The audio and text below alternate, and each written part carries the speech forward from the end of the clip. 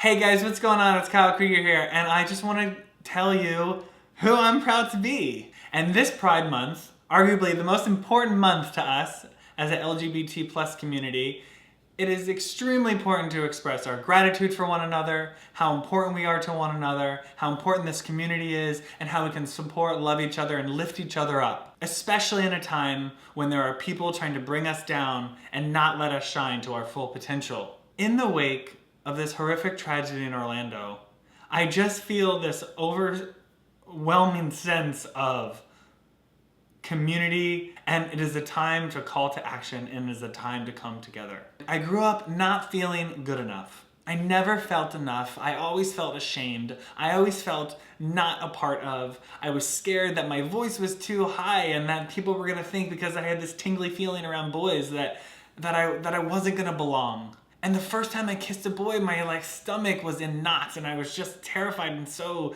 scared and sick, and I hate that feeling.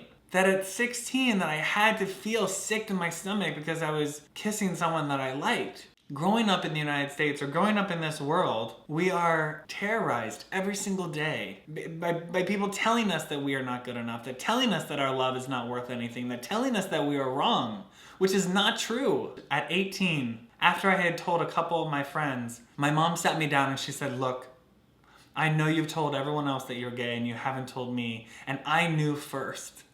I knew when you were 4 years old, I knew. And I need you to know.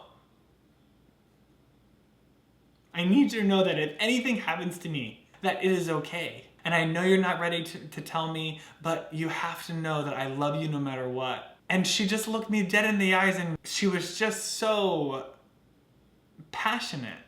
And that was the most special way to come out of the closet, was to be dragged out of the closet by my mom. Growing up in a world that was continually telling me and beating me down that I wasn't good enough had already done so much damage, where I turned to alcohol and drugs to numb all of my pain. And I just want you to learn from my experience that that doesn't help. That can just push you further and further deep into your internal shame and depression.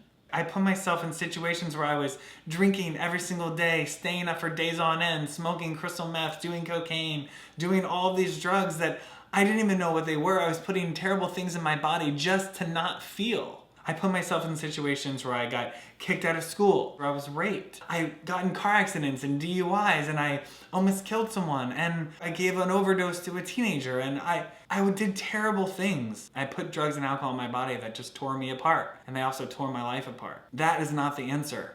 If you're out there and you're mad and you're sad and you're upset and you're scared and you're alone, I totally get it. I felt those same exact feelings. I'm mad that I grew up having to butch up my voice a little bit to not be called out, and I'm mad that I had to hide who I was in fear of getting beat up, and I'm mad that I had to walk down middle school hallways and get called names every single day. And I'm mad that LGBTQ plus kids get kicked out of their homes because their parents don't want to accept them because of who they are. I'm mad that our society is full of homophobia and racism, and because of all those things, because we have so many things fighting against us, we have to stand strong and we have to fight. And as a community, we are allowed to be mad. I want you to channel those feelings into standing strong for your community. And most importantly, we have to stand up for the people who stood up before us and for the people who come after us. It is so important that we always show up for one another and that we show up prouder and gayer than ever. To be born gay, like me, or LGBT, is one of the most maybe challenging paths that you can be given. But it is one that is gonna build character and is gonna create a beautiful, great human being. And to live a life where you feel like you can flourish and explore and go on adventures and be creative and live, you're gonna have to fight. People are gonna push you down, they're gonna cast you aside, and they're gonna act like you don't matter. But you must stand up in the face of that adversity, and you must push back. And the ways that you can push back are by fighting for love. And one of my friends said to me this week that I hope you know that there is nothing worth fighting for more than that. So, this Pride Month, make it a point to reach out to the people that you love. Call them on the phone, don't text them. Tell them that you love them. And I want you guys to make sure that you go out and scream from the rooftops who you are proud to be. Do not be quiet about this. It is our time to shine. Express everything that you want to express, whether it be physically, with clothes, with creativity, with art, and with your voice. So important this Pride Month to do that, especially in the wake of Orlando, where 50 plus of our Latino and Latina brothers and sisters were massacred.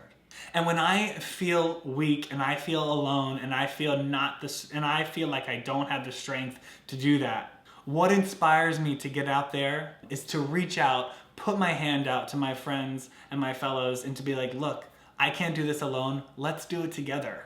And that is exactly what the strength in this community is built on, not doing it alone. And make sure that you share #ProudToBe on everything you do, on social media, on YouTube, on whatever. I don't even care. Let's just let them know that we are here and that we're not going anywhere and that we will always be here. I love you guys so much and I wouldn't be here without you. Mwah.